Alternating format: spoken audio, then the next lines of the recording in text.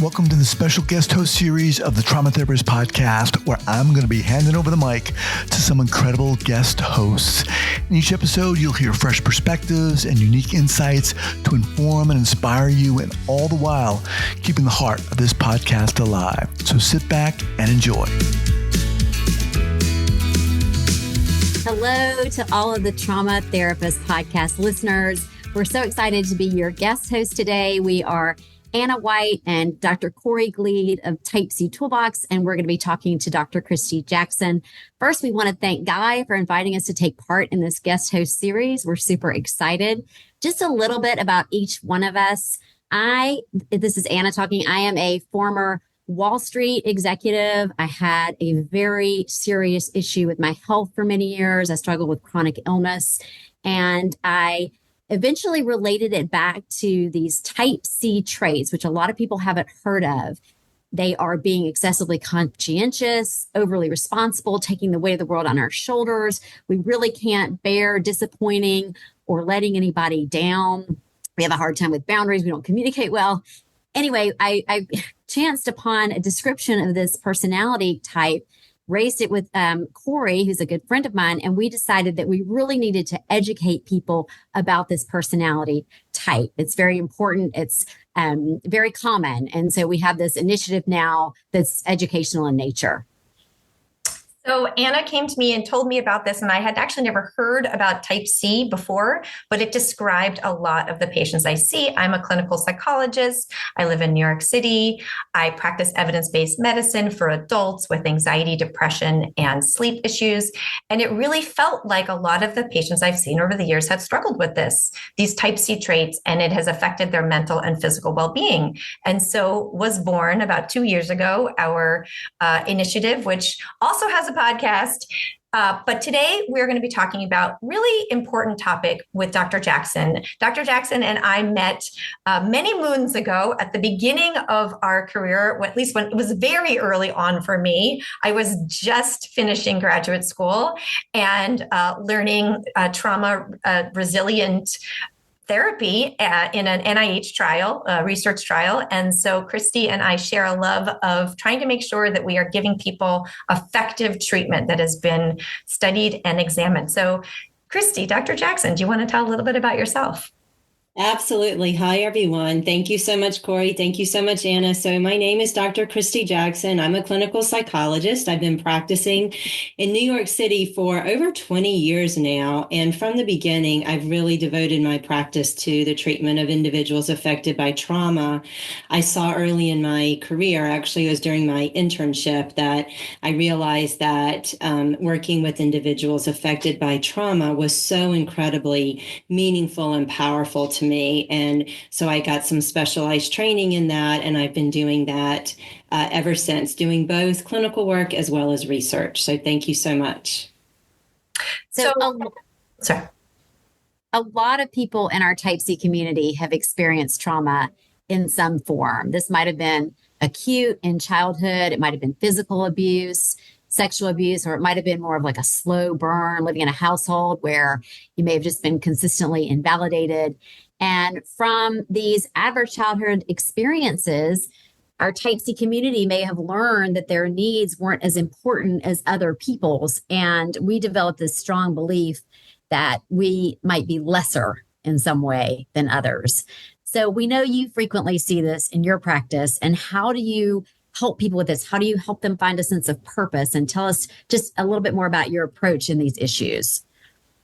Yes, absolutely. I see this all the time in the work that I do with folks affected by trauma. And if you think about the nature of trauma, especially childhood trauma, the messages that we get based upon what we learn from our caregivers, it really does kind of set us up to have those Type C beliefs, like my needs are not as important as other people's needs.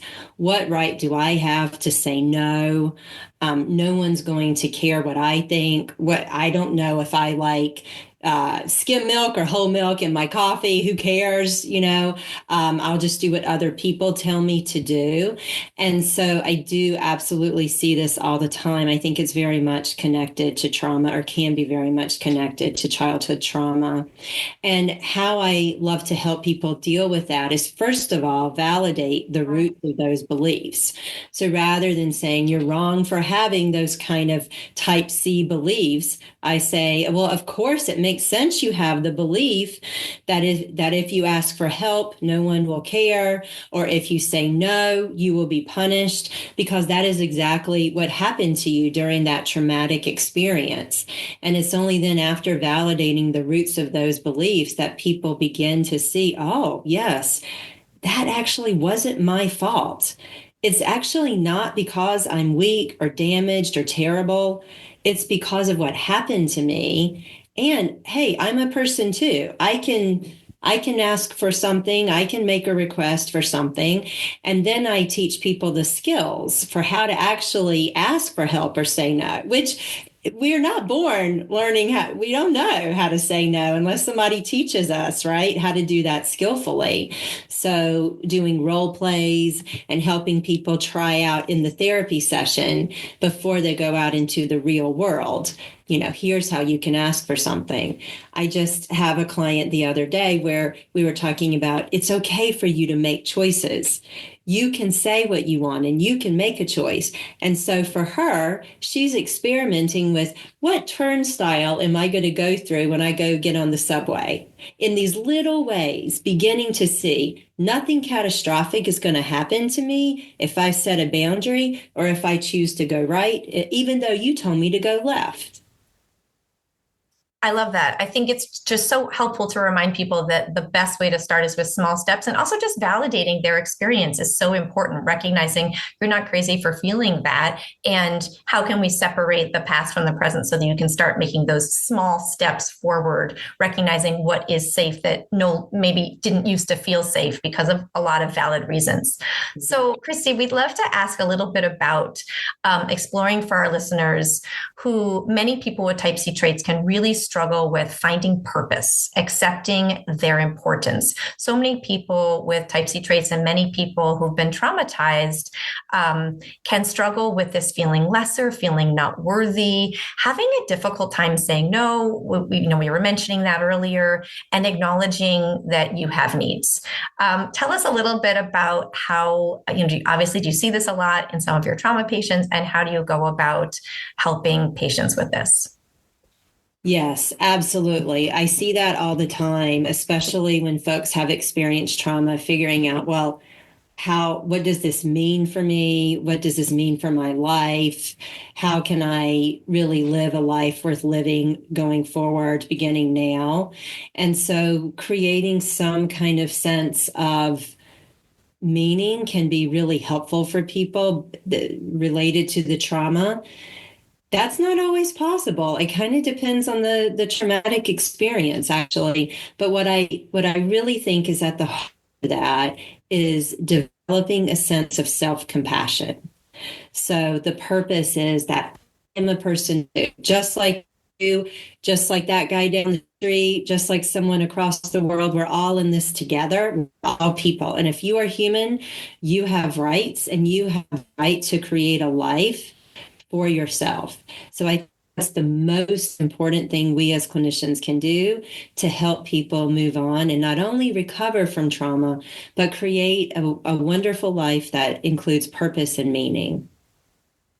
Can I just add once, can you give us an example of one thing that you might help someone say who's struggling with that, how they might be more compassionate to themselves? Can you just add a little bit more to that? Yes. So one thing that I talk a lot with folks about, and most people who have experienced trauma really do struggle with having self-compassion, is first of all acknowledging that they are a person too. And there are a number of ways that I do that. So one is there's a handout that I often give to people called the Basic Personal Rights. And it says, I have the right to be angry. I have the right to say no. And so just really let's just level the playing field. Whether you've had trauma or not, you have rights and you are a person and you deserve happiness and compassion. So that's one way. Another way is to become mindful of those negative messages that we are always sending ourselves. Understand that self-critical voice. And some people, like Kristen Neff's work with self-compassion, say, let's even befriend that critical inner voice and have gratitude even for that critical inner voice, because it got us somewhere. It served important functions along the way. And now say, thank you, voice. Thank you, critical self, for telling me I'm not worthy. And you know what? I'm going to just act as if. I'm going to act opposite to that and act as though I am worthy, and just see what happens. Or maybe even ask themselves, what would they say to a dear friend? And we often find it easier to be compassionate toward others than we are toward ourselves. And so what would we say to someone else who was struggling? And so really working that way to help people begin to cultivate this sense of self-compassion. Well, we do know that these are big changes for people that have been operating in these default patterns for a very long time. I'm exhibit A here. You've got these deeply ingrained beliefs that have been driving you for so many years. And so it's interesting. We talked recently on our podcast with Elizabeth Lesser of the Omega Institute. And, we talked a lot about this human tendency to resist change and to resist pain. And so how do you work with your patients on being more open to change and finding meaning and purpose in their pain?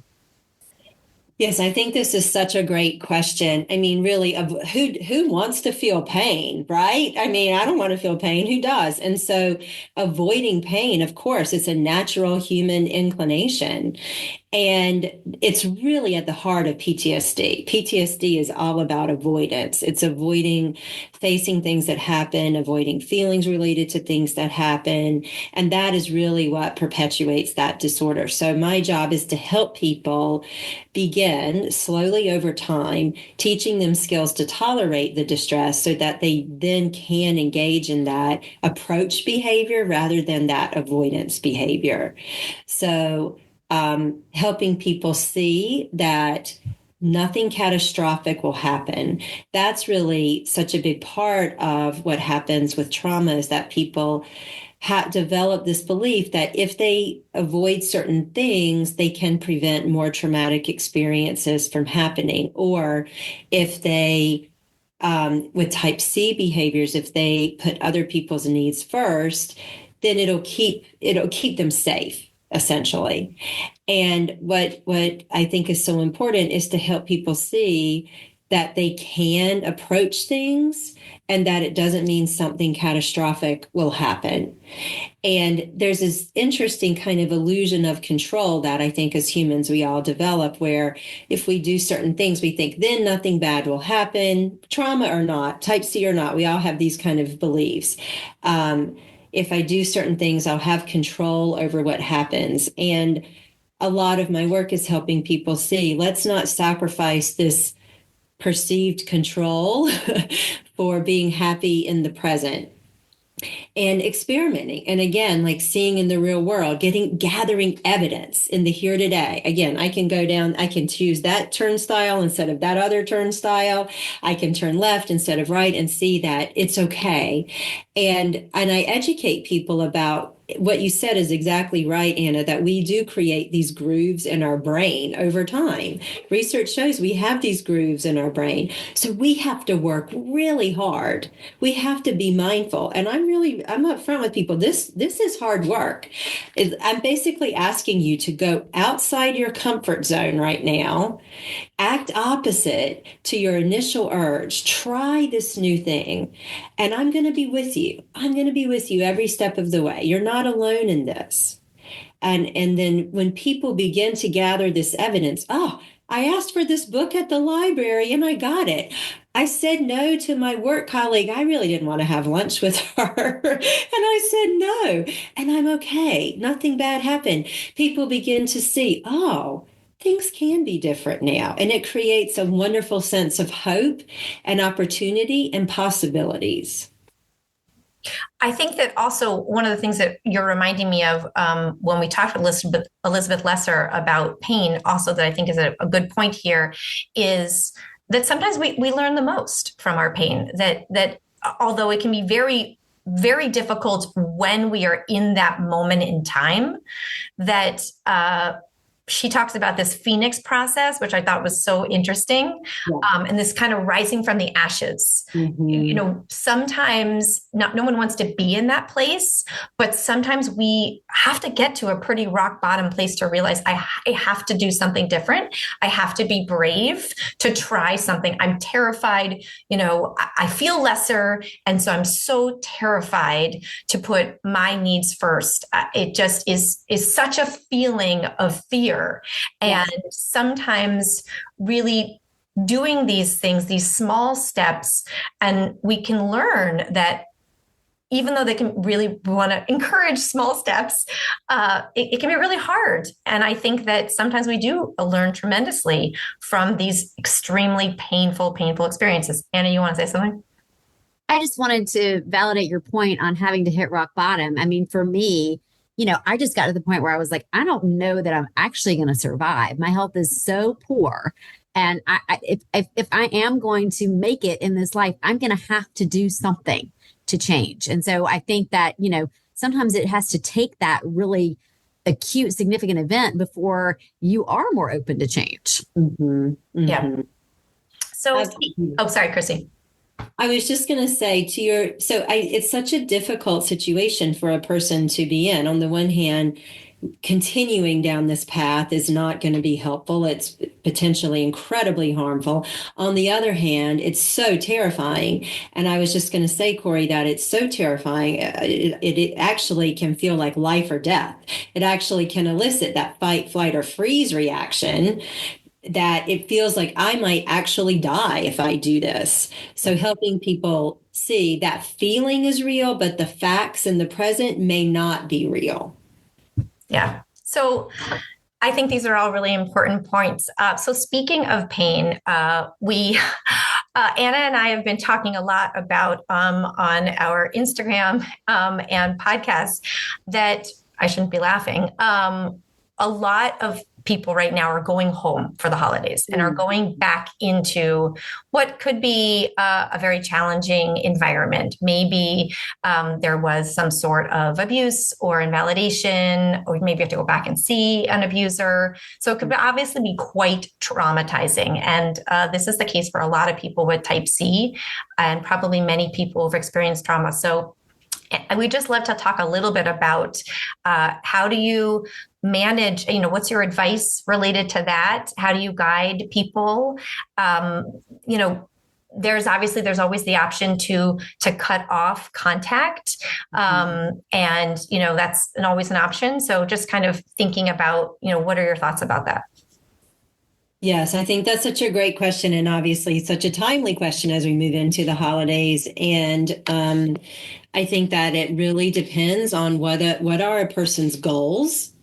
And if it's an important relationship with their family that they want to maintain, then I would help them set realistic expectations and figure out how to skillfully set boundaries. So saying no as needed, asking for help as needed, and then a really big dose of coping ahead. So how can you navigate this environment to make yourself to reduce the distress as much as possible? So, for example, if the person's going home for an extended weekend or something, and they're going to be in the same house with difficult family members, maybe scheduling in activities that they would do either with the family or without, so that it's not just kind of sitting around and getting out of the space, like going and running errands or making plans with friends outside of the family, things like that. And then some backup plans. So who are people you can call when you need help in that situation? What kinds of skills can you use, like deep breathing, running hot or cold water over your hands, holding ice or something like that, so that you can navigate that skillfully without without making the situation worse.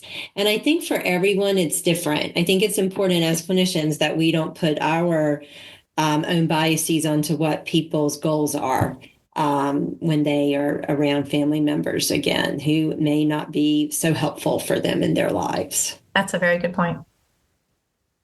We have to wrap soon, but we want to end with one final question. When I was going through my very dark time, there were a lot of things that helped me. Seeing a therapist helped me. Going back to the basics with nutrition and movement and all that helped me. But I read so many great books that really got me through some dark times. And I'm curious if there are any that you really recommend to your patients that seem to help them find purpose and meaning. I think that the number one book for helping people find purpose and meaning is one of my favorite books, Man's Search for Meaning by Viktor Frankl.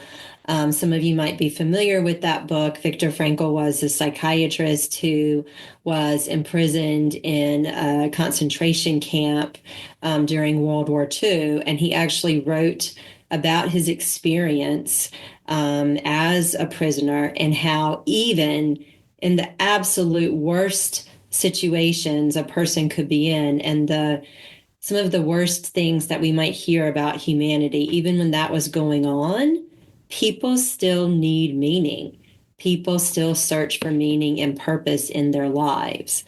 And so it's not an easy read. It's not a long read. It's a short book, but it's not an easy read. And I don't, I recommend it cautiously to folks. And certainly we talk about what comes up for people as they read it, but it can be so empowering and really speaks to the idea that trauma is not a life sentence. Trauma can actually lead to beautiful growth. And as Corey said, like a phoenix rising from the ashes. For clinicians too, it can be working with folks who experience trauma. It can really lead to amazing growth, personal growth. Well, we only have a short time together. I feel like we could just keep going and talk so much more, but I want to say thank you so much, Dr. Christy Jackson. But before we wrap, can you tell us a little bit about where we can find you? Are you taking new patients? All of those details. Of course. So I can be found at evolutiontraumawellness.com. That's the website. And it's my practice where I do focus on working with individuals affected by trauma.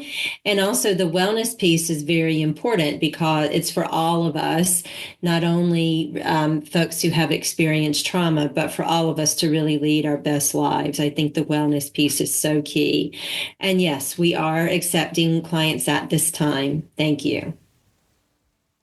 And just to state where people can find us. If you're interested in the Type C Toolbox initiative, we have a website, typectoolbox.com. We have a podcast that's on all the standard podcast platforms, also called Type C Toolbox, and our Instagram at Type C Toolbox. So thanks to everybody for listening. We hope you've taken some valuable insights away from this conversation. We know we have. And thanks again to Guy for allowing us to guest host. Bye-bye. Bye.